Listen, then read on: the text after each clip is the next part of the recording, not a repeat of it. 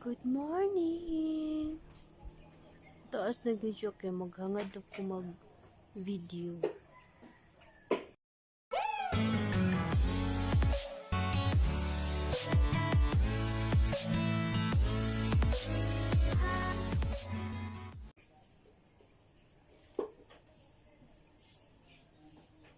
Ano siya gamay na branches.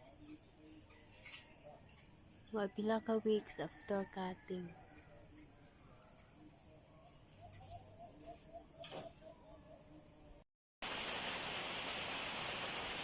Ay, kusog sa uwan. Kalor sa ako balayong tree, oy, ni baw na manigtaman, oy.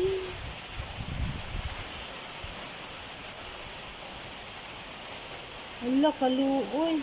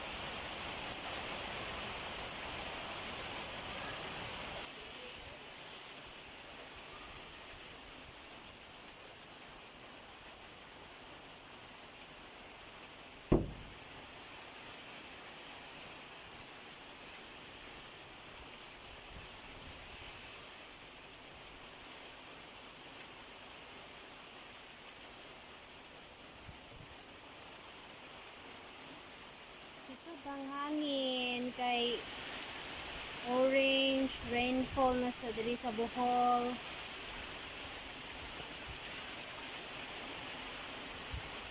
Ibali na ang direction sa mga palm trees. Nasa babaw mga palm trees to siya kanang murag lubi. Ibali na ang direction.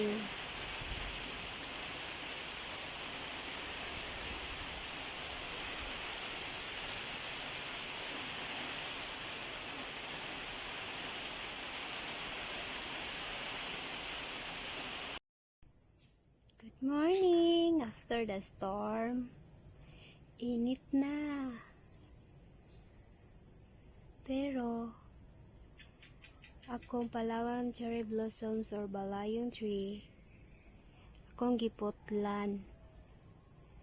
Kay, hapit na siya mo kisa yuta. Tungod sa kakusog sa hangin na bawg.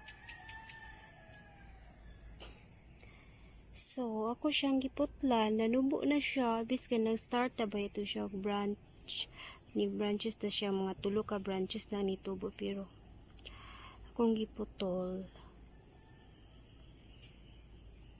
mutubo lang tanig branches og dali, oy. Maihap na lang gud iyan dahon, kay giputol ako taas kaayo.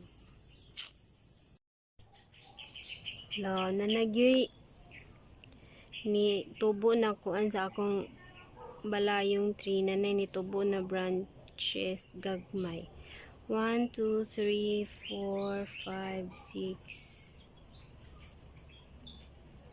6 1, 2, 3, 4, 5, 6, 7 7 tanan kakuan gagmay na little branches.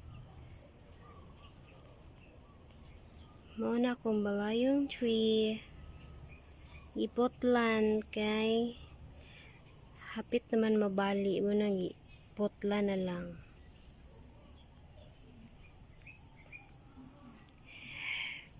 Nay muskit sa mua kay nay manok diha among ibutang.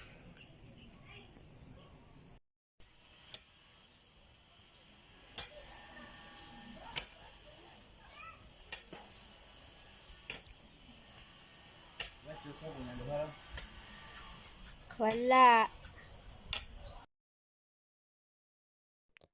Shout out to Yolanda Certisa. Nag-comment siya, mga 2 feet na po napatubo ko Palawan Cherry Blossoms. Diretso lang po ang tubo. Paano po para magsanga? So, para magsanga ang iyong Palawan Cherry Blossoms Tree, ikat nyo lang po yung dulo or kung saan nyo po gusto tumubo yung sanga, doon nyo po puputulin.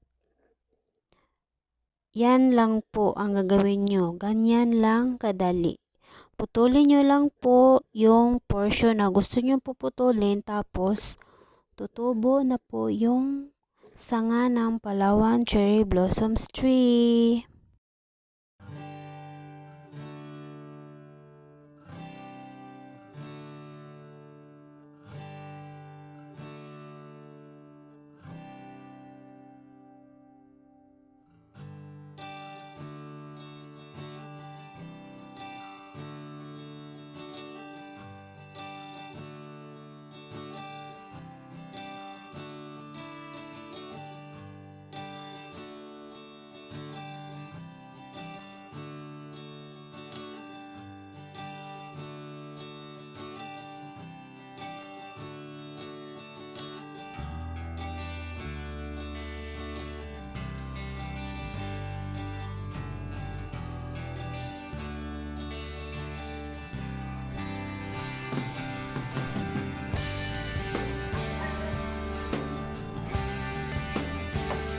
Taas na siya ang iyong mga branches sa akong Palawan Cherry Blossoms Tree. Taas na siya. Pero, ako ano siya. Ako na siyang potlan mga ani. Ani na part kay taas ra kay siya nga kung himo siya branch kay dili sa tungoy.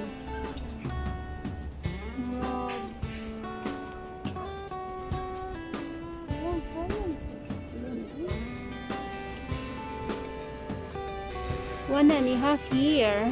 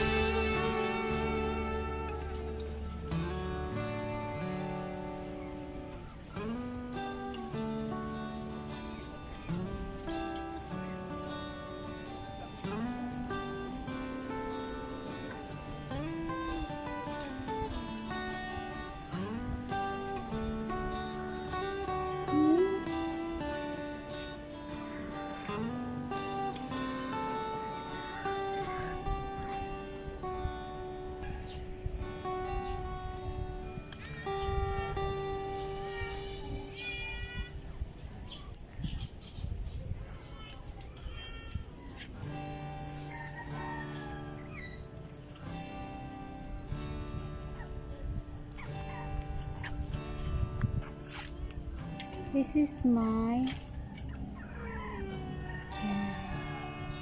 kiat citrus fruits.